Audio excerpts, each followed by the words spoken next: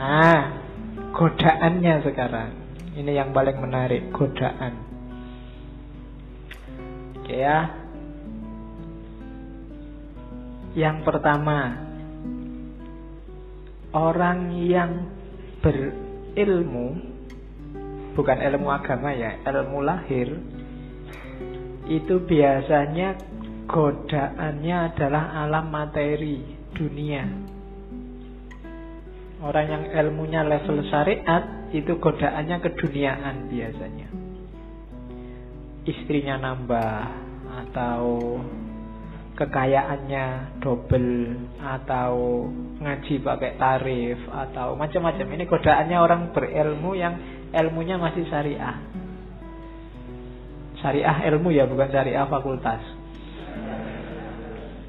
Jadi syariat ilmu lahiriah tadi itu biasanya digoda oleh materi. Kalau orang levelnya di atasnya dikit, menyebutnya ahlul hikmah, orang pinter, godaannya adalah alam malakut. Alam malakut ini alam rohani, nikmatnya ilmu, nikmatnya yang gitu-gitu biasanya sering menjebak yang rohaninya. Kalau orang setengah jalan sufi itu kan juga masuk orang bijaksana, itu biasanya godaannya karomahnya. Bisa apa dikit sudah bangga, sudah sombong. Baru ngerti dikit, baru ngaji 1-2 kali ngerti apa-apa, merasa wis pointer.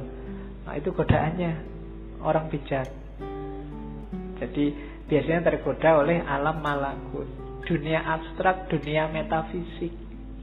Kalau ada orang lain, itu orang levelnya masih materi, ilmunya masih ilmu duniawi. Ilmuku loh ilmu akhirat, ilmuku ilmu metafisik, filsafat kelas tinggi dan seterusnya. Itu godaannya orang pinter.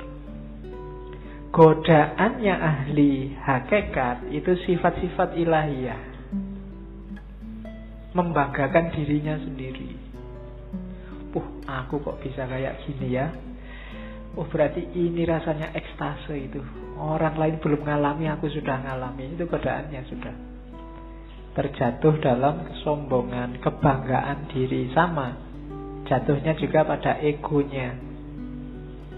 Jadi yang satu digoda oleh materi, yang satu digoda oleh metafisik, alam malakut, dan yang satu digoda oleh sifat-sifat ketuhanan, sifat ilahi.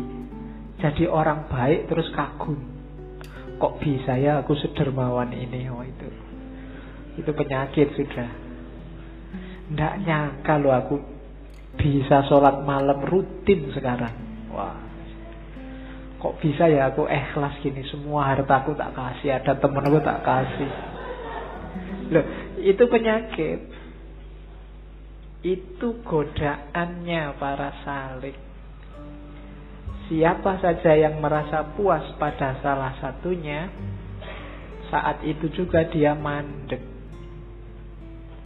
Mandek itu apa? Ya berhenti di situ dia. Yang syariah, orang berilmu berhenti di materi. Para pejalan kaki, para filosof ahli hikmah berhenti di alam malakut. Dan ahli hakikat yang sudah puncak berhenti di alam sifat-sifatnya ilahi. Semuanya belum nyampe, berhenti di sana, tidak bisa meneruskan langkah. Maka hati-hati dengan jebakan-jebakan ini. Kalau kita sedang di tengah jalan sekarang, hati-hati. Saya tidak tahu kita ada di level mana. Jangan-jangan level yang paling bawah juga belum. Godaannya lebih dahsyat lagi. Berilmu aja belum, itu sudah godaan macam-macam. Semuanya hampir jadi godaannya. Ya kan? Jadi hati-hati para pejalan. Itu godaanmu. Kalau kamu tergoda, berarti kamu mandek, tidak mendekat lagi sama Allah. Berhenti di situ. Baru melakukan suluk sebentar terus merasa, wah, Allah itu selalu nolong aku. Ada apa-apa dikit, selamat aku. Ada polisi mau razia itu loh, selamat, tak bacain sholawat aja polisinya gak lihat aku. Ya kan? Sering kan kayak gitu kamu. itu godaan, itu jebakan. Biasanya orang yang sudah merasa, wah Allah itu berarti masih sayang padaku, jadi aku selamat terus, berarti dia mandek. Bandingkan dengan orang belum. Saya ragu-ragu ini Allah sayang bener apa enggak ya padaku. Jangan-jangan aku selamat dari polisi ini ujian. Wong aku itu jelas-jelas salah loh. Kok sama Allah dibiarin gak ada hukuman, gak dicegat polisi. Nah, itu orang yang waspada. Ya biarkan toh ketangkep polisi paling bayar. Bayar itu kan punya uang. Kalau gak punya uang kan ya sudah, paling sidang. Sidang kan juga ada hukuman. Hukuman kan ya tergantung. Orang bayar itu kan kalau punya uang. Kalau gak punya uang kan ya sudah, gak bisa bayar. Oke, paling utang. Nanti di penjara Pak, makan gratis lumayan. Oke, itu godaannya para pejalan.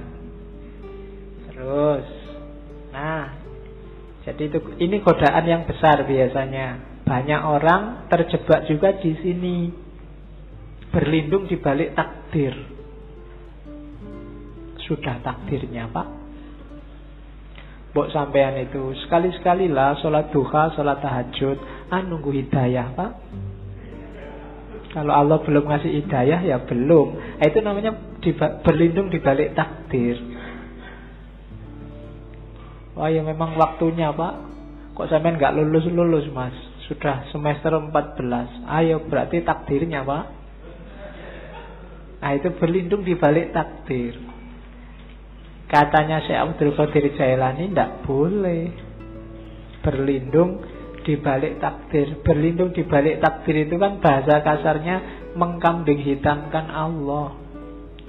Seolah-olah Allah pengen kamu nggak lulus-lulus. Seolah-olah Allah pengen kamu males sholat. Seolah-olah Allah pengen kamu kacau hidupmu. Itu namanya berlindung di balik takdir. Sama-sama dapat takdir jelek, katanya Syekh Abdul Qadir Jailani. Coba lihat bedanya antara iblis sama Adam. Dua-duanya dapat takdir jelek. Yang satu dijadikan musuhnya manusia sampai hari kiamat. Yang satu diturunkan derajatnya dari surga ke bumi. Kalau iblis, itu ceritanya Syekh Abdul Qadir Jailani. Waktu ditanya, kenapa sih kok nggak mau sujud pada Adam yang bikin Allah murka? Katanya iblis, itu kan takdirnya Allah. Kalau saya sujud juga nanti Adam nggak jadi turun ke muka bumi. Ceritanya beda nanti. Itu kan cuma drama misalnya. Nggak, jawaban ini nggak bikin Allah nggak berkenan. Beda sama Adam. Adam itu mungkin ya ngerti sudah skenario-nya. Dia wong jadi makhluk jailun fil ardi khalifah, berarti besok mau ke bumi. Tapi kan pakai skenario makan buah kulti segala, bahwa Adam salah sehingga diturunkan derajatnya. Tiap hari yang dilakukan Adam kan terus nangis dan tobat, sampai kabarnya sekian tahun baru diampuni oleh Allah. Itu kan doanya yang terkenal itu kan, Robbana zolamna anfusana wa ilam taghfir lana. Jadi ya Allah, aku menzolimi diriku sendiri. Jadi meskipun itu kan ya takdirnya Allah, tapi gara-gara aku tidak menuruti perintahmu, itu kan menzolimi diriku sendiri. Wa ilam taghfir lana wa tarhamna lanakunanna minal khasirin. Kalau tidak engkau ampuni, tidak engkau rahmati, ya pasti aku rugi. Jadi kalau sama Adam, Allah jadinya sayang. Tapi kalau sama iblis, sama-sama skenario-nya Allah, Allah jadi murka. Iblis pakai alasan takdir. Maka jangan pakai alasan takdir. Jangan mengkambing hitamkan Allah. Wong padune kamu sendiri yang males. Padune kamu sendiri yang pengen seneng-seneng, gak mau susah. Tapi terus alasannya takdir. Oke, ini juga jebakan bagi ahli ibadah. Terus baru masuk ibadahnya sekarang. Sudah panjang ya. Lah namanya sak kitab. Yang pertama syahadat.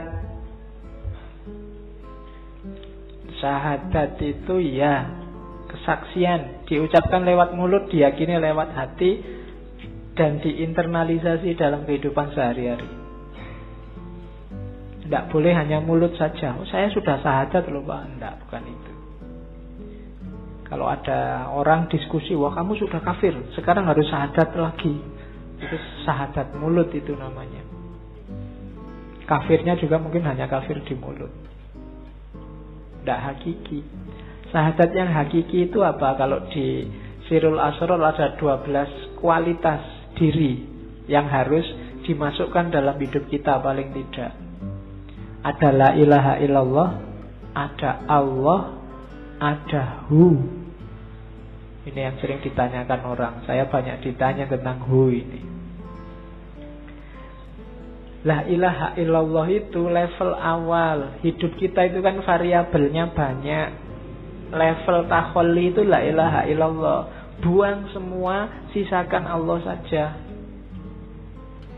Kalau kita sudah sukses dengan membuang segala yang bukan Allah, baru masukkan Allah. Makanya wiridnya Allah, Allah, Allah.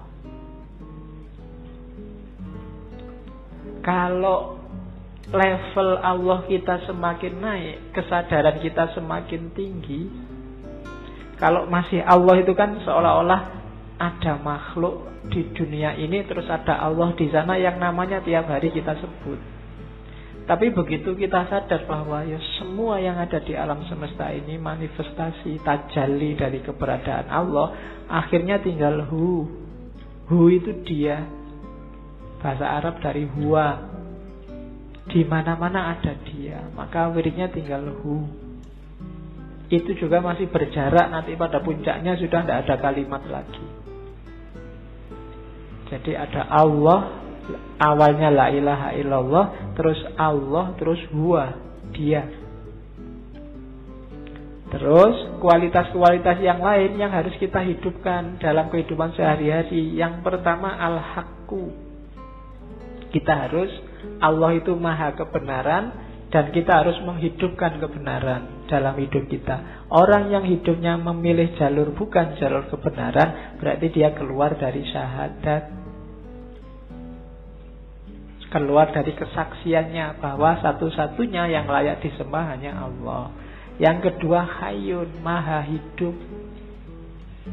Hiduplah sebagai manusia dengan segala tanggung jawab tugasmu sebagai abdun dan khalifah. Qayyum, maha tegak, maha berdiri.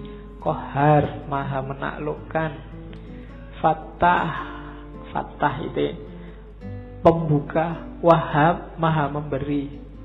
Ini dalam hidup kita sehari-hari. Dasarilah dengan ini. Yakinlah bahwa apapun yang kita peroleh di dunia diberikan oleh Allah. Apapun masalah kita, Allah yang ngasih solusi. Ya Fattah. Apapun yang kita alami dan kita lakukan dalam hidup kita, itu Allah lah yang menentukan. Namanya Qahar. Dan apapun yang terjadi, Allah yang mewujudkan. Qayyum. Ini prinsip-prinsip yang kita jalani setiap hari. Kalau kita yakin ada orang lain yang bantu kita mewujudkan keinginan kita, bukan Allah, berarti menyalahi syahadat dan seterusnya. Dan yang tiga yang terakhir itu wahid, ahad, somad. Wahid itu yang nomor satu, ahad itu yang satu-satunya, tunggal. Kalau wahid dalam hidup kita, Allah harus nomor satu. Urusan apapun tidak boleh mengalahkan urusannya Allah. Itu berarti wahid. Kalau wahid nanti ada isnen, ada salasa. Nah, Allah harus selalu number wahid, selalu nomor satu. Ngaji apa jalan-jalan? Kira-kira yang lebih disukai Allah yang mana? Oh, lebih disukai ngaji. Aku milih ngaji. Itu berarti wahid. Allah kita nomor satukan. Cari pacar dulu apa kuliah? Nah, yang diridhoi Allah. Yang sunnah itu nyari istri, Pak. Jadi saya nyari pacar dulu. Allah lebih suka kita punya anak banyak misalnya. Pokoknya cari prinsip yang menomorsatukan Allah dalam hidup. Yang kedua ahad. Kalau ahad itu ya Allah lah satu-satunya. Selama ini kita mendefinisikan tauhid itu Allah yang ahad, ya, yang maha esa, yang tunggal.